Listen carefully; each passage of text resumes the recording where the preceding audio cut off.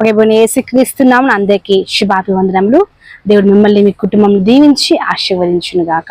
ప్రత్యేకంగా ఈ మాసము ఆగస్టు మాసం దేవుడు మనతో మాట్లాడుతున్న వాగ్దానం చూద్దామండి.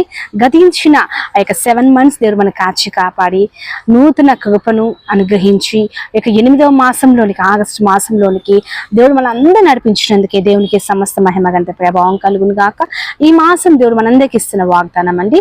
యెషయా గ్రంథం 43వ అధ్యాయం 1వ వచనం. ఇశ్రాయేలు నిన్ను నిర్మించిన వాడగు ఇలాగూ సెలవిచ్చుచున్నాడు, నేను నిన్ను విమోచించి ఉన్నాను, భయపడకుము, పేరు పెట్టి నిన్ను పిలిచి ఉన్నాను, నీవు నా సొత్తు. ఆమేన్. ఈ మాసం దేవుడు మనతో మాట్లాడుతున్నాడు.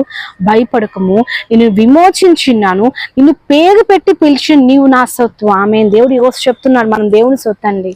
మనం ఎవరి సొత్తు కాదు, కానీ ఆయన రక్తం చేత కడగబడిన బిడ్డలు మన ఆయన సొత్తు అండి.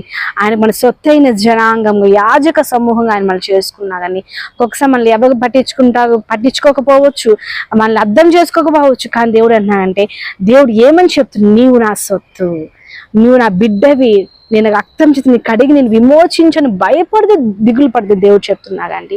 ఆయన మన సొత్తుగా ఉన్నప్పుడు, ఆయన మన దేవుడుగా ఉన్నప్పుడు మనం ఏ ఒక్క సమయంలో భయపడాల్సిన అవసరం లేదండి, దిగులు పడాల్సిన అవసరం లేదు. ఈ మాసం దేవుడు మనకి ఇస్తున్న వాగ్దానం దేవుడు చెప్తున్నారు, ఇవి నా సొత్తు. ఆమేన్. అటు రీతిగా ఆ దేవుడు ఆ రక్తం చేతి మనందరూ కడగబడిన భాగముగా ఈ యొక్క వాగ్దానం మనం స్వతంత్రించుకుందామని, దేని విషయంలో భయపడకుండా, దేని విషయం దిగులు పడకుండా ఆ విమోచించిన దేవుడు మనతో ఉన్నాడని నమ్ముచు మనం ముందుకు కొనసాగదామండి. ఈ వాగ్దానం మనందరిలో ఫలించుంటగా చిన్న ప్రార్థన చేసుకుందాం.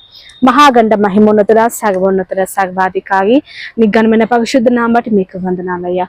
ఈ మాసం మీరు మాకు ఇచ్చిన వాగ్దానం తండ్రి, నీవు నా సొత్తు అంటున్నాగయ్యా. ఆయన మీ రక్తం చేత కడిగి పవిత్రపరిచిన దేవా, మమ్మల్ని అందరినీ మీ సొత్తైన జనాంగంగా చేసుకుని దేవా మీకు వందనములు తండ్రి. ఈ వాక్యం వీక్షిస్తున్న వారి జీవితంలో ఏ విషయంలో భయపడుతున్నారో, ఏ విషయంలో దిగులు చెందుతున్నారో తండ్రి, ప్రతి వ్యక్తిని విడుదల దయచేయండి. ప్రతి ఒక్క భయముల నుంచి, శాపముల నుంచి మీకు విమోచించమని, మీ రక్తం చేత కడిగి పవిత్రపరచమని, ప్రతి కుటుంబాన్ని ఆర్థికంగా, ఆరోగ్యంగా, ఆత్మీయంగా దీవించి మేలుకై జ్ఞాపకం చేసుకోమని యేసు నామమున అడిగి వేడుతున్నాము తండ్రి. ఆమేన్. God bless you all. దేవుడు మిమ్మల్ని మీ కుటుంబాన్ని దీవించి ఆశీర్వదించును గాక. ఆమేన్. Praise the lord.